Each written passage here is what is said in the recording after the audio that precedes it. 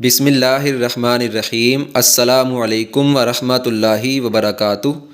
دوستو، آج میں آپ کو دو ایسے لوگوں کے بارے میں حدیث مبارکہ سناؤں گا جن میں سے ایک وہ شخص ہے جس کو کسی دعوت میں بلایا جائے لیکن وہ بغیر کسی عذر کے دعوت کو قبول نہ کرے، اور دوسرا وہ شخص کہ جس کو نہ بلایا جائے اور وہ بغیر بلائے دعوت میں شریک ہو جائے۔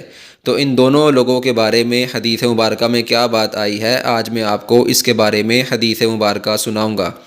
آپ نے اس حدیث مبارکہ پہ خود بھی عمل کرنا ہے اور اس کو دوسرے مسلمان بھائیوں تک بھی پہنچانا ہے۔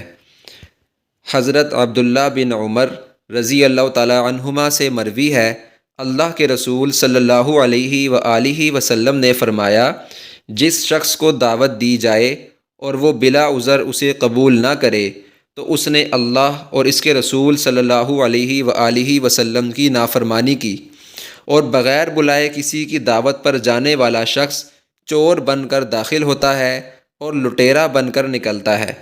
کتاب کا حوالہ آپ دے سکتے ہیں۔ لہٰذا ہمیں چاہیے کہ ہم بغیر بلائے کسی کی دعوت پر نہ جائیں، اور اگر ہمیں کوئی دعوت پر بلائے تو بلا عذر ہم اسے نہ ٹھکرائیں بلکہ اسے ہم قبول کریں۔ اللہ تعالی ہمیں عمل کرنے کی اور اس کو دوسروں تک پہنچانے کی توفیق نصیب فرمائے۔ جزاکم اللہ خیرہ۔